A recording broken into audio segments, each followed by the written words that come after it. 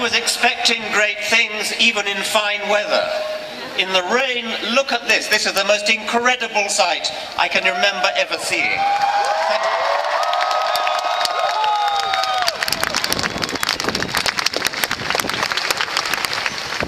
The sharper critical thinkers among you may have discerned that I don't come from these parts.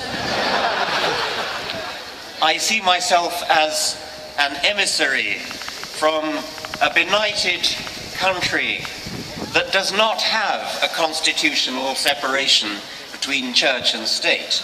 Indeed, we don't have a written constitution at all. We have a head of state who is also the head of the Church of England.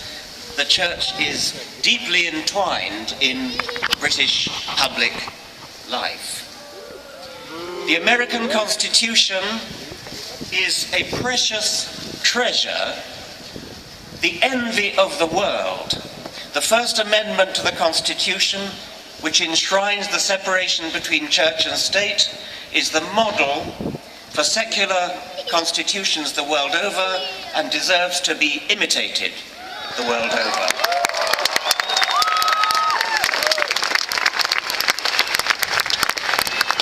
How sad it would be if, in the birthplace of secular constitutions, the very principle of a secular constitution were to be betrayed in a theocracy. And it's come close to that. How could anyone rally against reason? How is it necessary to have a rally for reason? Reason means basing your life on evidence and on logic, which is how you deduce the consequences of evidence. In 100 years' time, it seems to me inconceivable that anybody could want to have a rally for reason. By that time, we'll either have blown ourselves up or we'll have become so civilized that we no longer need it. I must keep an eye on the time.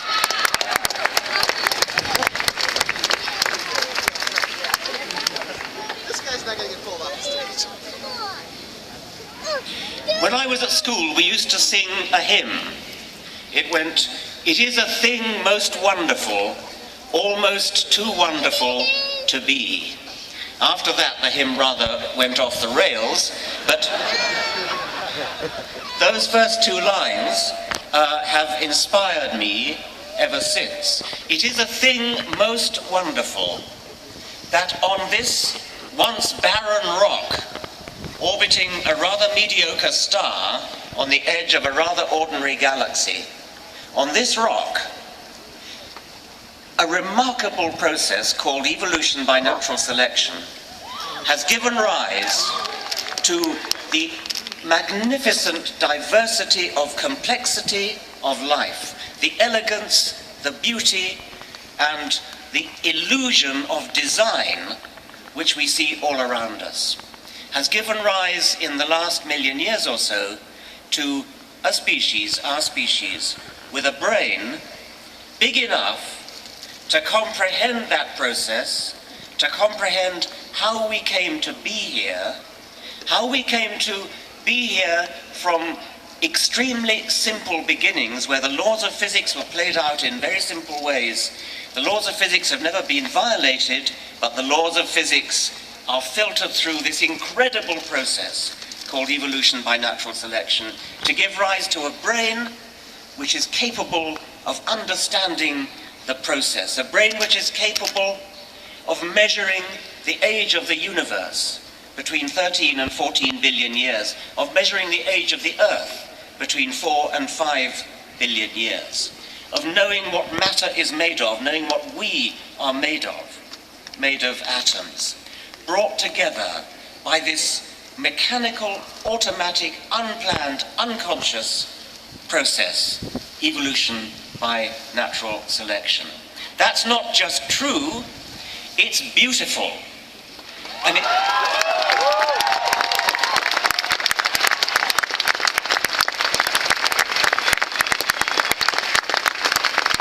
it's beautiful because it's true, and it's almost too good to be true. How is it conceivable that the laws of physics should conspire together without guidance, without direction, without any intelligence to bring us into the world? Now we do have intelligence. Intelligence comes into the world, comes into the universe late. It is coming to the world through our brains and maybe other brains in the universe.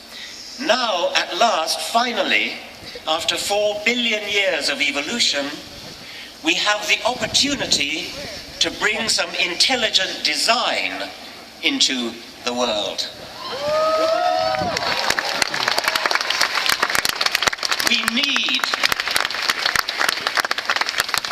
We need intelligent design. We need to intelligently design our morals, our ethics, our politics, our society. We need to intelligently design the way we run our lives, not look back to scrolls. I was going to say ancient scrolls. They're not even very ancient. About 800 BC, the book of Genesis was written.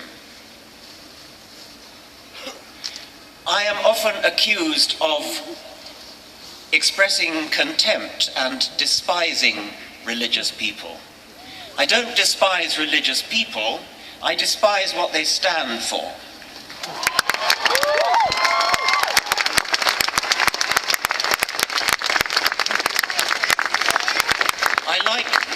I like to quote the British journalist Johann Hari, who said, I have no contempt for you, I have so much respect for you that I cannot respect your ridiculous ideas.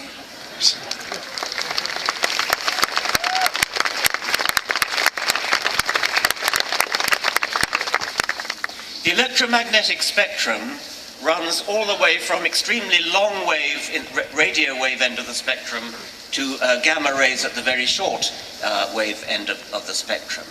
And visible light, that which we can see, is a tiny little sliver in the middle of that electromagnetic spectrum. Science has broadened out our perception of that spectrum to long-wave radio waves on the one hand and gamma rays on the other. I take that as being symbolic of what science does generally. It takes our little vision, our little parochial small vision, and broadens it out. And that is a magnificent vision for what science can do. Science makes us see what we couldn't see before. Religion does its best to snuff out even that light which we can see.